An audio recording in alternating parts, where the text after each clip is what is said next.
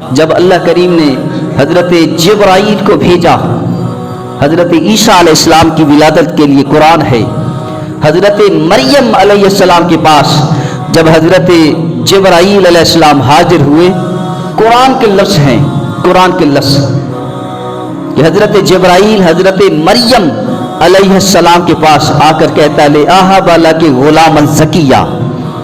قرآن ہے، اور لے آہا بالا کے غلام زکیہ، اس کا معنی یہ بنتا ہے کہ حضرت جبرائیل نے، حالانکہ جبرائیل بیٹے نہیں دیتا، جبرائیل بیٹا نہیں دیتا، جبرائیل اولاد نہیں دیتا، لیکن قرآن کے لفظ ہیں لے آہا بالا کے غلام زکیہ، وہ اللہ کے حکم سے آیا ہوا ضرور تھا، لیکن حضرت جبرائیل نے حضرت مریم سے کہا اے مریم میں تجھے بیٹا دینے آیا ہوں، میں تجھے بیٹا دینے آیا ہوں۔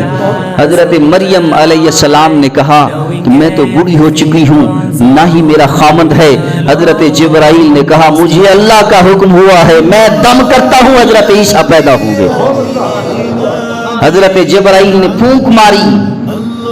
اور حضرت مریم علیہ السلام حاملہ ہوئی